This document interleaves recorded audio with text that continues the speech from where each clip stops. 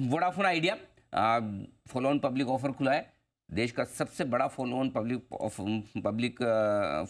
Offer है 18,000 करोड़ रुपए का। आइए इस एफपीओ के बारे में बातचीत करते हैं। वोडाफोन आइडिया के टॉप मैनेजमेंट हमारे साथ कार्यक्रम में हो रहे हैं शामिल। अक्षय मुंद्रा साहब जो वोडाफोन आइडिया के सीईओ और एमडी हैं, आइए उनसे करते हैं मुलाकात। अक्षय जी, धन्यवाद समय देने के लिए। एंकर इन्वेस्टर्स का रेस्पॉन्स काफ़ी बढ़िया आया है आपके एफपीओ में। बताएं क्या आपकी उम्मीद के मुताबिक रहा है, और इसके बाद अब जब आज से खुला है एफपीओ तो किस तरह के रेस्पॉन्स की उम्मीद आप कर रहे हैं? इन्वेस्टर्स जो एंकर इन्वेस्टर्स का रिस्पांस है वो तो काफ़ी अच्छा रहा है। हमने स्टॉक एक्सचेंज में इन्फॉर्म भी किया है। उसमें आपने देखा होगा कि हमारे काफ़ी फॉरेन पोर्टफोलियो लीडिंग इन्वेस्टर्स हैं, जैसे GQG, Fidelity management research, UBS है, RWC है। अगर हम इंडियन इन्वेस्टर्स में देखें तो HDFC म्यूचुअल फंड है, क्वांट म्यूचुअल फंड है, मोतीलाल ओसवाल म्यूचुअल फंड है, और SBI जनरल और ICICI प्रू लाइफ, ये लाइफ इंश्योरेंस कंपनीज में से हैं। कुछ HNIs भी हैं, तो उसमें कुछ डाइवर्सिफिकेशन है। और एक सबसे बड़ी बात यह है कि उसमें हेज फंड्स का अलोकेशन 5% से कम है, जो भी एक तरीके से एंकर बुक की स्ट्रेंथ को दर्शाता है। बिल्कुल ठीक बात है। मुंद्रा साहब, ये बताएं कि फंड जुटाने के बाद वित्त वर्ष 2025 के अंत तक आप अपना मार्केट शेयर कितना बढ़ा लेंगे? क्योंकि आप ये कह रहे हैं कि ये जो कुछ भी पैसा आ रहा है वो कैपेक्स में जाएगा, कितना मार्केट शेयर बढ़ सकता है? देखिए, एक तो यह है कि हमारा FPO है 18,000 का है। इसमें टोटल फंडिंग ये नहीं है। हम लोग इसके बाद एक तो प्रमोटर्स की भी फंडिंग है 2,075 करोड़, और उसके अलावा हम बैंक से भी बात कर रहे हैं जिनसे भी फंडिंग के लिए बात हो रही है। तो आज की तारीख में हम जो ओवरऑल फंडिंग देख रहे हैं उसमें हमारा केपेक्स के लिए ही ले रहे हैं हम, बिकॉज बाकी जो रिक्वायरमेंट्स हैं वो हम इंटरनल अक्रूवल से करना चाहते हैं। तो आज केपेक्स में देखें तो हमारे 3 मेजर कंपोनेंट्स हैं। एक तो है कि हमें 4G का कवरेज एक्सपैंड करना है, और दूसरा है कि हमें 4G की कैपेसिटी बढ़ानी है, और तीसरा ये है कि 5G का रोल आउट करना है। अब अगर आप इसमें देखेंगे RHP में, तो FPO में से 12,750 करोड़ इन चीज़ों के लिए जाएगा, केपेक्स के लिए। उसमें से 5,700 करीब 5G के लिए है, और बाकी 7,000 जो है वो आधा 4G कवरेज और 4G कैपेसिटी के लिए। ये पूरा केपेक्स नहीं है, बट जो डिस्ट्रीब्यूशन ऑफ केपेक्स है करीब इसी ब्रॉड प्रोपोर्शन में रहेगा। नहीं, लेकिन मुंद्रा साहब, आपने चलिए कैपेक्स की तो बात की, लेकिन पैसा कैपेक्स के आ गया, लेकिन सबसे बड़ी दिक्कत तो वोडाफोन आइडिया के लिए जो वो कर्ज को लेकर, डेट को लेकर है। डेट कैसे कम करेंगे, क्या है आपके प्लान्स? इसमें 2-3 बातें हैं। एक तो ये है कि आज की तारीख में, या हमारा एंड ऑफ फरवरी में जो हमने RHP में फिगर दिया है, जो बैंक डेट का फिगर है वो 4,500 करोड़ से कम है। तो हमने पिछले 2 सालों में करीब 17,000 करोड़ से बैंक डेट कम किया है। बैंक डेट तो हमने काफ़ी कम कर दिया है। तो इसके अलावा जो हमारा बैलेंस शीट पे है, जो हम गवर्नमेंट पेमेंट ऑब्लिगेशन बोलते हैं, वो ज़्यादा है। तो वो तो बहुत, पहली बात तो उस फंडिंग का उससे लेना देना नहीं है, क्योंकि फंडिंग इन्वेस्टमेंट के लिए है, फंडिंग डेट रीपेमेंट के लिए नहीं है। डेट रीपेमेंट जैसे जैसे ऑपरेशन से कैश बढ़ेगा उसमें से हम लोग वो पे करेंगे।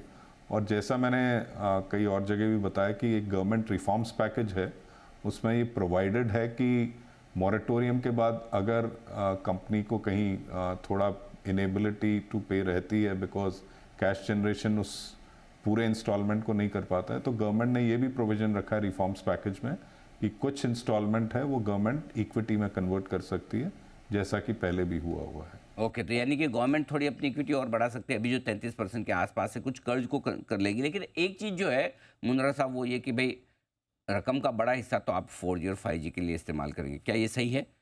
क्योंकि एक्चुअली इसी की कमी की वजह से, क्योंकि लोग जो आपके कस्टमर्स हैं उनको ये एक्सपीरियंस अच्छा नहीं मिल रहा था, इसी वजह से आपके लगातार कस्टमर घट रहे थे। कब से आप उम्मीद करेंगे कि आपके कस्टमर घटना रुक जाएंगे? देखिए, मैं इसमें आपको कोई टाइमलाइन तो नहीं बता पाऊंगा, बट मैं आपको फैक्टर्स ही बता सकता हूं कि जैसा मैंने कहा कि जैसे हम 4G कवरेज एक्सपैंड करेंगे और हमारा जो गैप है जिसके कारण से आज सब्सक्राइबर हमें छोड़ के जाते हैं वो एड्रेस हो जाता है, तो उसके अलावा कोई कारण नहीं है कि हम लोग जो इंडस्ट्री की ग्रोथ है उसमें पार्टिसिपेट नहीं कर पाएंगे। जैसा मैंने आपको पहले भी कहा कि अभी हमारा जो शेयर ऑफ कस्टमर एक्विजिशन है वो हमारे कस्टमर मार्केट शेयर से ज़्यादा है। तो अगर वो है और हम लोग कवरेज गैप ब्रिज करके अगर ये कर लेते हैं तो इसमें कोई फिर रीज़न नहीं बचता है कि हम लोग पार्टिसिपेट क्यों नहीं कर पाएंगे। दूसरा मैंने कहा कि इसका सिंगल लार्जेस्ट रीज़न जो लॉस का है वो ये है कि हमारा 4G कवरेज लैकिंग है और वो हमारा सबसे प्रायोरिटी केपेक्स होगा। सो 2 पॉइंट हैं, एक तो हम लोग 4G कवरेज का केपेक्स को टॉप मोस्ट प्रायोरिटी देंगे और वो केपेक्स होने से हमारा जो लॉस ऑफ सब्सक्राइबर्स है वो अरेस्ट होना चाहिए। अब इसके अलावा टाइमलाइन मैं आपको बहुत इससे ज़्यादा नहीं बता पाऊंगा इस समय। मुंद्रा साहब, हाल ही में बॉम्बे हाई कोर्ट का एक ऑर्डर आया था और उसमें करीब 42,000 करोड़ के इनकम एस्केपमेंट के मामले में कंपनी पर एक ऑर्डर भी आया था और अपील भी आपकी कंपनी की तरफ से शायद मेरी ख्याल में की गई है। जरा बताएं सर, उस ऑर्डर का क्या असर पड़ सकता है आपकी कंपनी पर? देखिए, वो जो ऑर्डर जिसकी आप बात कर रहे हैं, मेरे ख्याल से आप जिसकी कर रहे हैं वो ये है कि एक बॉम्बे टैक्स डिपार्टमेंट ने कोई रीओपन किया था असेसमेंट, जिसके अगेंस्ट हमने वो चैलेंज किया था हाई कोर्ट में और हाई कोर्ट ने वो ऑर्डर को, रीअसेसमेंट ओपनिंग ऑर्डर को क्वैश कर दिया। तो मेरी समझ में वो मैटर आज की तारीख में क्लोज्ड है, इसलिए उसका कोई इम्प्लीकेशन नहीं है।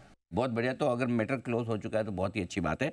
आखिरी सवाल सर आपसे ये है, रिटेल इन्वेस्टर्स जिनके पास ऑलरेडी वोडाफोन आइडिया काफ़ी हैं, अब चूंकि 10 से 11 रुपए की प्राइस बैंड होती है तो लोगों को इंटरेस्ट भी आता है कि छोटी प्राइस का इशू है। बताएं सर, क्यों आपकी कंपनी में रिटेल इन्वेस्टर्स को निवेश करना चाहिए?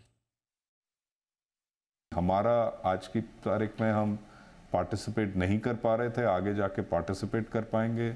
हमारे बहुत स्ट्रॉन्ग प्रमोटर्स हैं। हमने पिछले 10 क्वार्टर में बहुत कम इन्वेस्टमेंट और लॉस ऑफ सब्सक्राइबर्स के बावजूद भी हमारा परफॉर्मेंस कंसिस्टेंटली इम्प्रूव किया है। अगर आप देखेंगे हमारे आरपू 10 क्वार्टर कंटिन्यूसली बढ़े हैं, हमारे 4G सब्सक्राइबर्स 10 क्वार्टर कंटिन्यूसली बढ़े हैं और हमारा रेवेन्यू और एबिटा भी धीरे धीरे बढ़ा है।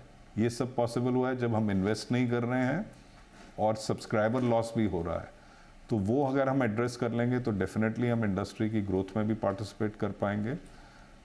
कस्टमर सर्विस के बारे में जनरली लोग बोलते ही हैं कि वोडाफोन आइडिया की कस्टमर सर्विस अच्छी है, ब्रांड लॉयल्टी बहुत स्ट्रांग है, प्रमोटर्स स्ट्रांग हैं, प्रमोटर्स ने बहुत सपोर्ट किया है, गवर्नमेंट भी अब शेयर होल्डर है, गवर्नमेंट ने भी कहा है कि सपोर्ट करेगी और जो ऑनरेबल मिनिस्टर हैं उन्होंने भी स्टेटमेंट दिया है, फाइनेंस सेक्रेटरी ने भी स्टेटमेंट दिया है कि वो चाहते हैं कि इस देश में हेल्दी कंपटीशन रहे और वो लोग जो हमारा FPO है उसके बिल्कुल सपोर्ट में है। तो सारे ही फैक्टर्स हैं और ये देखिए कि जो हमने 10 क्वार्टर में परफॉर्मेंस दिया है विद जो भी लिमिटेशन थी उसके बावजूद, वो तभी पॉसिबल हो सकता है जब आपका एक बहुत स्ट्रॉन्ग ऑर्गेनाइजेशन हो जो कि ये डिलीवर कर सकता है जो भी हमारे पास है। सो सब चीज़ है, फंडिंग चाहिए, इन्वेस्टमेंट चाहिए, इम्प्रूवमेंट होना चाहिए उसके बेसिस में, ये हमारी आशा है। ठीक बात है। तो ये आपके लिए पूरा का पूरा FPO पर राय आती है। अक्षय मुंद्रा साहब, बहुत बहुत धन्यवाद आपका हमें समय देने के लिए और साथ ही विस्तार से अपने FPO के बारे में हमारे दर्शकों को जानकारी देने के लिए।